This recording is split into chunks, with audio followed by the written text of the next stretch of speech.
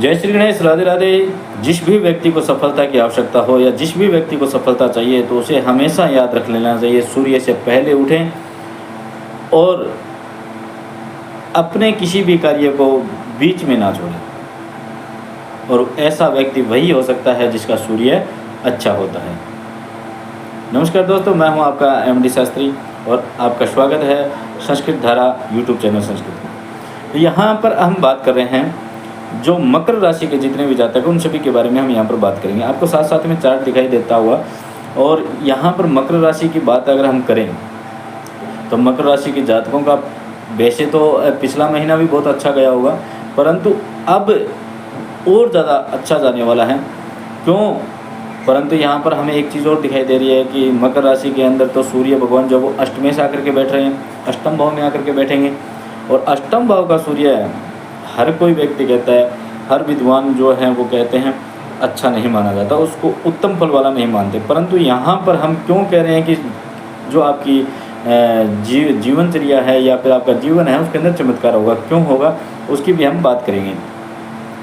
अष्टमेश मानते हैं इस बात को, सूर्य ज़्यादा अच्छा फल देने वाला नहीं होता, उत्तम नहीं माना जाता उसको, परंतु उसकी भी स्थिति होती है एक अलग अलग। अब यहाँ पर हम क्यों कह रहे हैं कि आपकी स्थिति बहुत अच्छी होगी। सबसे पहले तो मैं ये कह देता हूँ, जिस भी व्यक्ति का सूर्य अच्छा नहीं है उनके अंदर किस प्रकार के परिवर्तन होंगे या किस प्रकार की उनकी जीवन शैली हो जाएगी। आप ध्यान से और गौर से सुनिएगा कि जिस व्यक्ति का सूर्य कमज़ोर होता है उस व्यक्ति को रोग ग्रसित होना पड़ता है। जिस व्यक्ति का सूर्य अच्छा नहीं होता उसको किसी भी प्रकार से सफलता नहीं मिलती है। जिस व्यक्ति का सूर्य अगर खराब होता है उस व्यक्ति का व्यवहार पूरे क्षेत्र में खराब होना प्रारंभ हो जाता है। जिस व्यक्ति का सूर्य अच्छा नहीं होता है उसका अपने से बड़ों के साथ में व्यवहार खत्म होने लग जाता है। जिस व्यक्ति का सूर्य अच्छा नहीं होता उसके मान सम्मान को ठेस पहुंचती है हमेशा। जिस व्यक्ति का सूर्य अच्छा नहीं होता उसको बार बार धोखा मिलता है। जिस व्यक्ति का सूर्य अच्छा नहीं होता लोग उसका यूज करके और उसको फेंक देते हैं, जरूरत के अनुसार उसे काम में लेते हैं, उसके बाद में उसको निकाल देते हैं। ये सूर्य कमजोरी है। सूर्य जिसका अच्छा नहीं होता उसका अपने पिता के साथ में किसी भी प्रकार से व्यवहार नहीं रहता है। जिसका सूर्य अच्छा नहीं होता है उसके चेहरे पर कभी चमक नहीं रहती। सूर्य जिसका अच्छा नहीं होता वो कभी भी मानसिक तनाव से बाहर नहीं निकल पाता है। सूर्य जिसका कमज़ोर होता है उसके सर में दर्द होना, अनेक प्रकार के रोग पैदा हो जाना, थायराइड हो जाना, इस प्रकार की जो समस्याएं होती हैं ना वो सूर्य के कारण ही होती हैं। सूर्य हमारे आत्मविश्वास का प्रतीक है, तो सूर्य जिसका कमज़ोर होगा उसका आत्मविश्वास बिल्कुल नहीं होगा, उसको खुद को विश्वास नहीं होगा अपने आप पर, मैं ये ऐसा कर सकता हूँ। सूर्य जिसका कमज़ोर होगा वो एक काम को स्टार्ट करेगा परंतु उसको बीच में छोड़ देगा, फिर दूसरा लग जाएगा, फिर उसको छोड़ देगा, तीसरे के लग जाएगा। यानी जिस व्यक्ति का सूर्य कमज़ोर होगा वो कभी भी किसी भी कार्य को पूर्ण नहीं कर पाएगा। यह होता है सूर्य की कमजोरियाँ। नेतृत्व नहीं कर पाएगा, सफलता नहीं प्राप्त कर सकता, किसी भी औद्योगिक के अंदर अपनी इनकम सोर्स को नहीं बढ़ा सकता है। ऐसी स्थिति, किसी का विश्वास नहीं जीत पाता है, चाहे वह कितना भी कुछ भी कर ले। अगर जिसका सूर्य अगर अच्छा होता ना तो उसके अंदर इन्हीं जो बातें मैंने आपको बताई इन्हीं का ही विपरीत अर्थ होता है। सूर्य जिसका अच्छा होगा उसके अंदर आत्मविश्वास होगा। सूर्य जिसका अच्छा होगा उसको मान सम्मान पद प्रतिष्ठा सब चीज़ प्राप्त होगी। सूर्य जिसका अच्छा होगा उसका उद्योग बड़ा अच्छा चलेगा। सूर्य जिसका अच्छा होगा उसकी स्टडी बहुत अच्छी होगी। सूर्य जिसका अच्छा होगा उसका अपने माता पिता गुरु के साथ में बहुत अच्छा व्यवहार होगा। सूर्य जिसका अच्छा होगा उसको कोई भी धोखा नहीं दे सकता है। सूर्य जिसका अच्छा होगा उसके चेहरे पर चमक रहेगी, मुस्कान रहेगी चेहरे के ऊपर। सूर्य जिसका अच्छा होगा उसको किसी प्रकार की मानसिक तनाव नहीं होगा। अगर सूर्य जिसका अच्छा होगा उसको अगर किसी प्रकार की परेशानी आ भी जाती है तब भी वह उसको डट करके सामना करता है, उससे भयभीत नहीं होता है। सूर्य जिसका अच्छा होता है उसके अच्छे मित्र होते हैं, अच्छा सहयोग करने वाले होते हैं और हर व्यक्ति उसका सहयोग करने की कोशिश करता है। सूर्य से बहुत कुछ हमें प्राप्त हो सकता है और भी बहुत सारी चीज़ें हैं जो सूर्य के माध्यम से हमें प्राप्त होती है, क्योंकि सूर्य ऊर्जा का, प्रकृति का, आत्मविश्वास का और माता पिता का, गुरु का, राह दिखाने का, उज्ज्वलता का, प्रकाश का, बहुत सारी चीज़ों का कारक है। अभी हम यहाँ पर बात कर रहे हैं कि मकर राशि के अंदर अगर हम बात करें, मकर राशि के अष्टम भाव में सूर्य आ रहे हैं, फिर भी हम आपको ये कह रहे हैं कि आपकी किस्मत चमकने वाली है, तो उसका कारण क्या है? तो देखो भैया, आपको चार्ट में यहाँ पर दिखाई दे रहा होगा, सूर्य भगवान कर्क राशि से निकल करके सप्तम भाव में से अष्टम भाव में आएंगे, परंतु अष्टम भाव में कौन बैठा हुआ है? सिंह राशि बैठी हुई है। 5 नंबर जो लिखा हुआ है, यानी 5 नंबर राशि कौन सी है? सिंह राशि है। और 5 नंबर जो लिखा हुआ है ना, तो इसका मतलब वह खुद के घर में विराजमान हो रहा है, यानी वह दूसरे के घर से निकल करके अपने ही घर में आ रहा है। और भैया ऐसा बताओ, कौन ऐसा व्यक्ति होगा जो अपने घर को उजाड़ेगा? कौन ऐसा व्यक्ति होगा जो अपने घर को खराब करेगा? क्यों? क्योंकि अष्टमेश जो होता है वह रोग का कारक होता है, मृत्यु का कारक होता है, घटनाओं का कारक होता है, असफलता का कारक होता है, हानि का कारक होता है, यानी हर प्रकार से नुकसान ही नुकसान होने की संभावनाएं रहती है। परंतु यहाँ पर सूर्य भगवान खुद के घर में आकर के बैठ रहे हैं, और खुद के घर में बैठ करके कभी भी कोई भी व्यक्ति नुकसान नहीं कर सकता अपना, और अपने घर को खराब नहीं कर सकता है। इसलिए हम आपको यहाँ पर कह रहे हैं कि सूर्य भगवान मकर राशि वालों को बहुत ज़्यादा अच्छा रिजल्ट देने वाला है, पॉजिटिव रिजल्ट देने वाला है। परंतु कुछ चीज़ों का सावधान भी आपको मैं कर देता हूँ।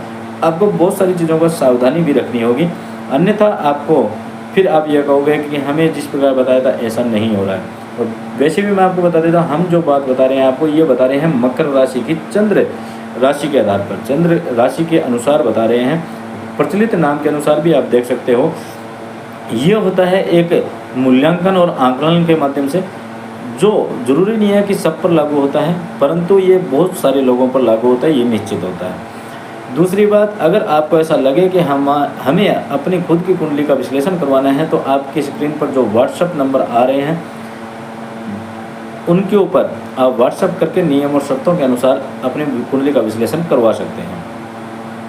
जिस भी व्यक्ति को ऐसा लग रहा हो कि हमारा पिछला महीना बड़ा ही खराब गया हो, बड़े रोगग्रस्त हुआ हो, मानसिक तनाव बहुत बड़ा हो, हमारा कार्य क्षेत्र में बढ़ोतरी नहीं हुई होगी, हमारी सफलता नहीं मिली होगी, तो इस प्रकार के जो भी व्यक्ति हैं वो कमेंट करके ज़रूर बताएं। और जिस व्यक्ति को ऐसा लगा हो कि हाँ, सप्तम भाव में रहने से उसके दाम्पत्य जीवन में बहुत अच्छा प्रभाव पड़ा है, उसके औद्योगिक क्षेत्र में बहुत अच्छा प्रभाव पड़ा है, वो भी मेरे को कमेंट में लिख करके जरूर बताएं, जिससे हमें पता चले किस व्यक्ति को सूर्य ने सफलता दी थी और किस व्यक्ति का सूर्य कमज़ोर होने के कारण उसको असफलता प्राप्त हुई थी।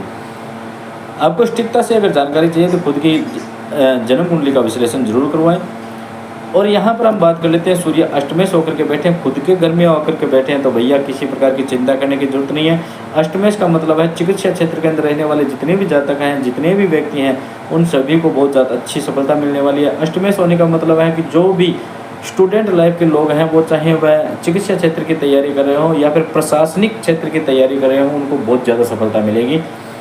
16 अगस्त से 16 सितंबर के मध्य में ये आपके योग बन रहे हैं।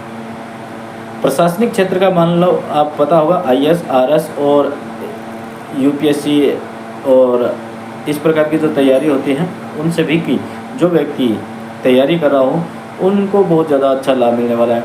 या जैसे फाइनेंस इत्यादि का या बीमा इत्यादि करने वाले जो लोग हैं, उनको भी बहुत गजब का लाभ मिलने वाला है।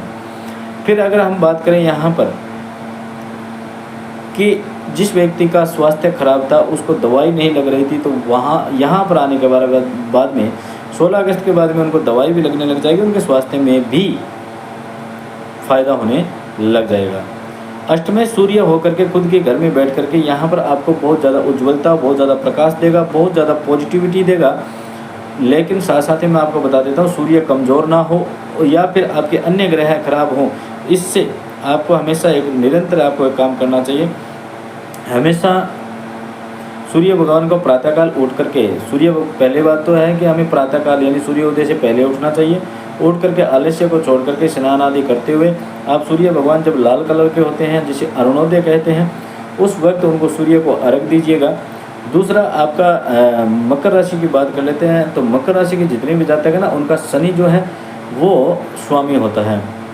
तो यहाँ पर उनको ये भी ध्यान रखना होगा कि शनि भगवान की जो स्थिति चल रही है अभी मकर राशि के ऊपर, तो उनका भी ध्यान रखें। इसलिए हमेशा भगवान शिव के जो शिवलिंग होते हैं उनके ऊपर जल चढ़ाएं और उनके ऊपर काले तिल से हमेशा उनको काले तिल अर्पण करें, जिससे आपको बहुत अच्छा लाभ मिलेगा।